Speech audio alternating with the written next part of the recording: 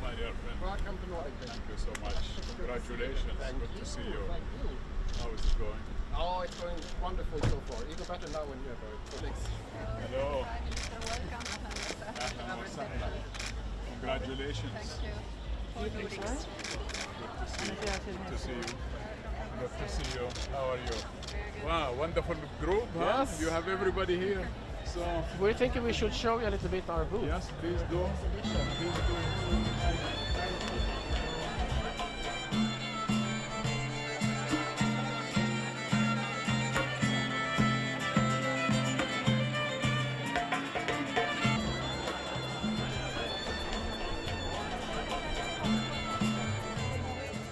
Particular issue is more important than here, and that certainly goes for Gaza and it goes for Area C as well. So we are here today to say that there is no contradiction between supporting the rights of all Palestinians, between supporting your right for self-determination on one side and on the other side. بسم الله الرحمن الرحيم. مرحبا فيكم جميعا في هذا اليوم نورديك داي. والتهنئة باسم الحاضرين جميعا لأصدقائنا في الدنمارك وفنلندا والسويد والنرويج على هذا اليوم الهام بالنسبة لهم والذي يحتفل به للمرة الثانية بفلسطين. Kindly allow me to switch to English in respect of our guests. My dear friends, you put in front of me a long list of menu. I have to respond to all the points that you have mentioned, from left to right, east to west, north to south. I listened with great interest to the list of things that you hope to see and that we all hope to see. Before I go there, my dear friend Kettle, thanks for your kind words, for what you said, that we don't lose you as a representative of Denmark in Palestine, but we gain you as an ambassador of Palestine in Denmark. So thank you for all what you have done. Second, we are really proud, Palestinians, for this unique relationship that we have with Nordic countries. It's not because I stand here to deliver speeches, and this is not my first time to deliver a speech in Nordic Day. I have learned that this day you celebrate only in Palestine.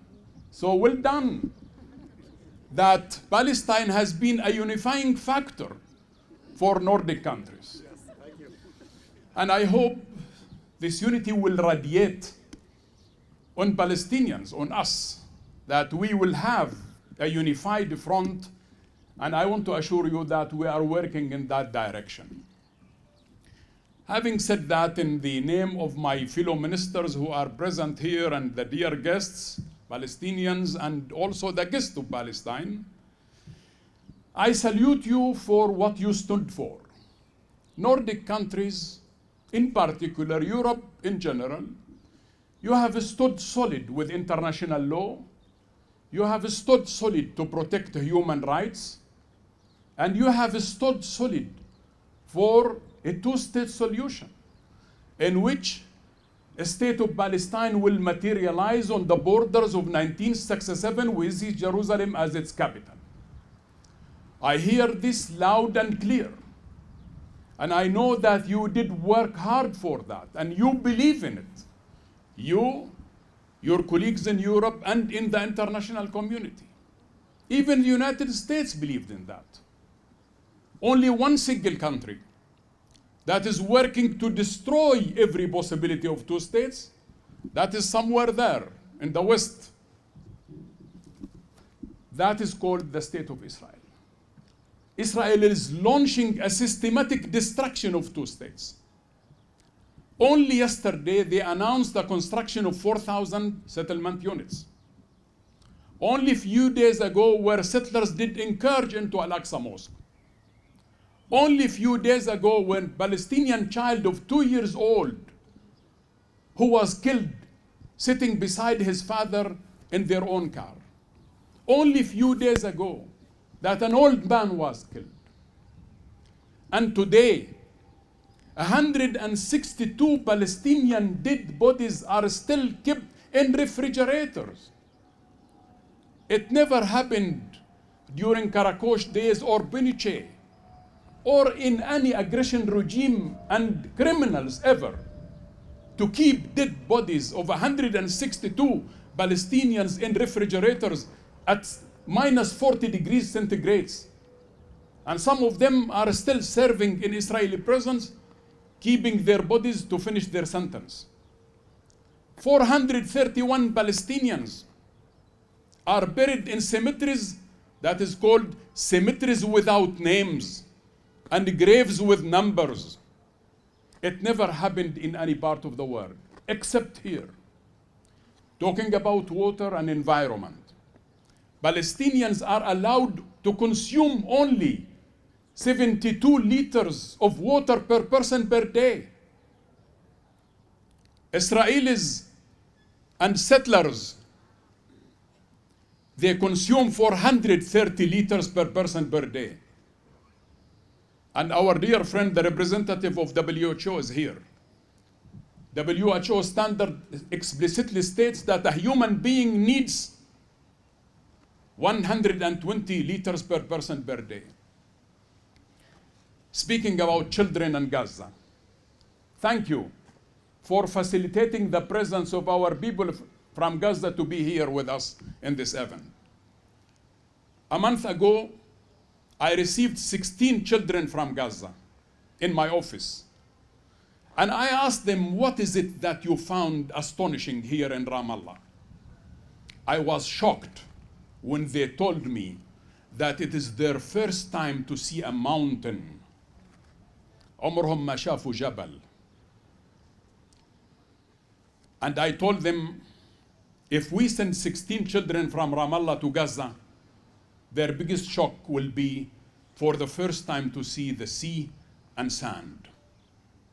So the Palestinians who do suffer geographical fragmentation where Gaza is under siege, and Jerusalem is a walled city, and Hebron is a divided city, and Ashuhada Street is the only street in the world that pedestrians can go one way. You walk one way. This is not for cars or tractors or traffic.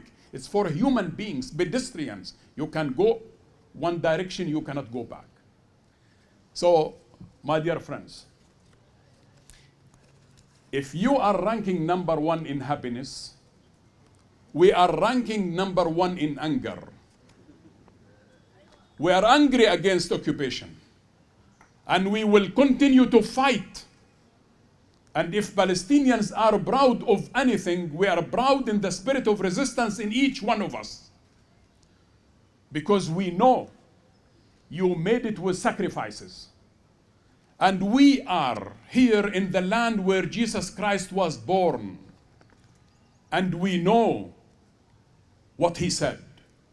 It is not with bread ones live only. Palestinians care for bread and butter. But we also care for dignity, for freedom, for sovereignty, for independence, and for Jerusalem, and for refugees, and for our people in diaspora, and so on and so forth. And we care for a society to be gender balanced and not gender blind. 51% of our student population in universities are women. Women and men are equally paid in Palestinian official institutions. And I hope that the private sector will follow the line of what government is doing.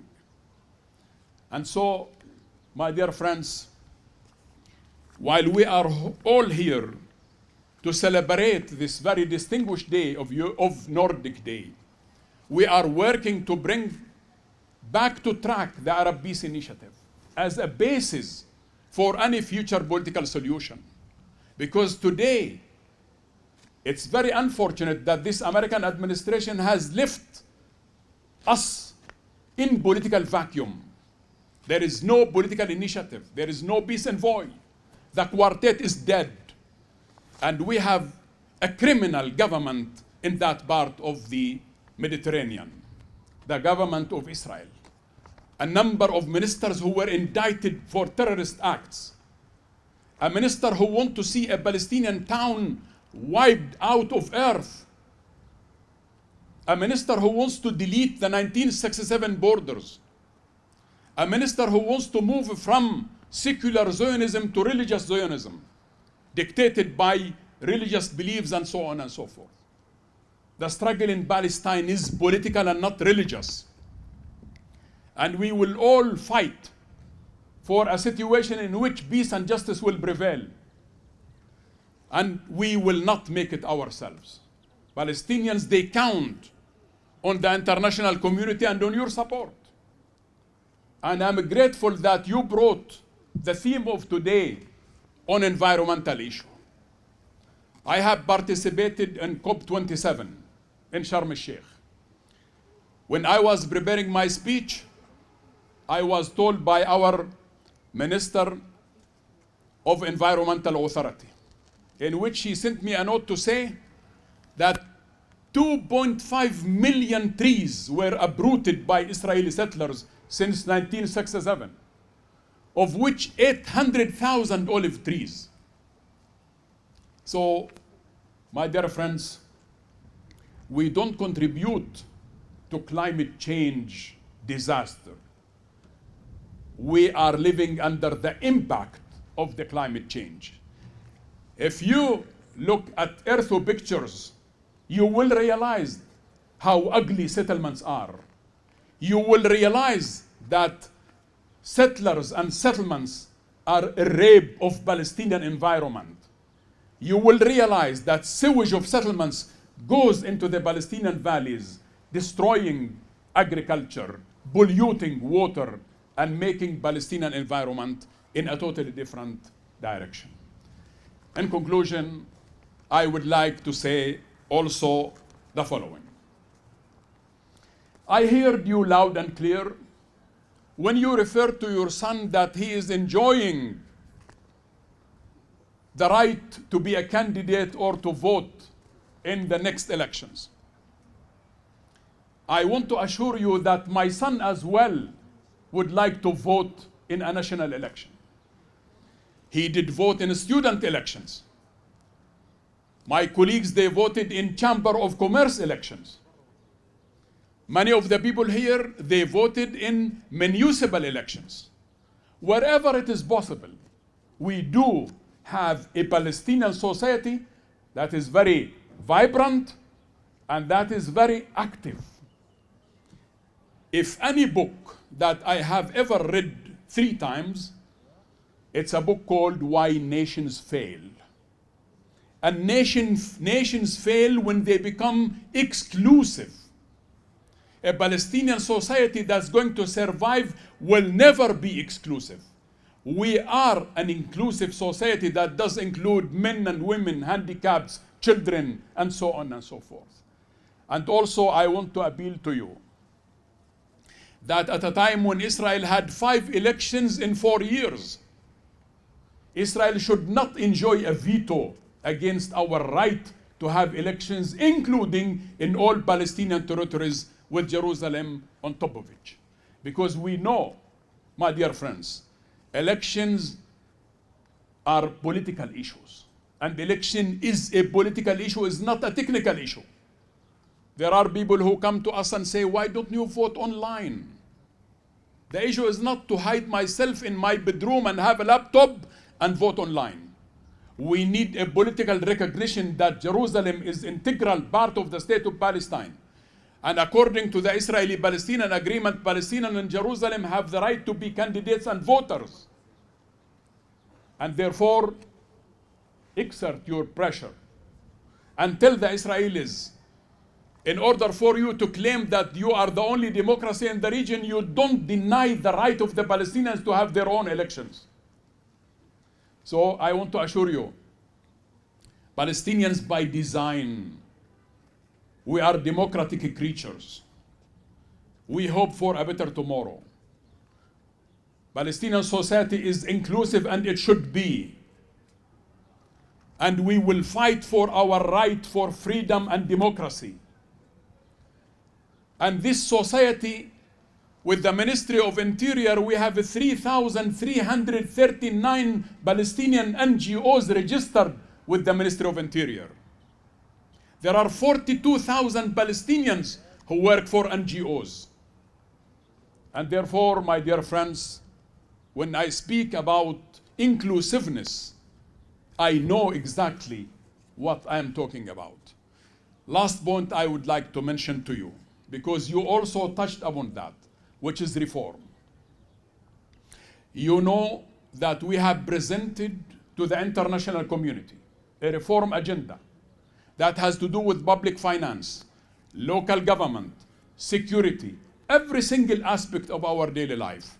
The reform agenda has been welcomed by the international community, by you when it was presented during the AHLC meeting in Brussels.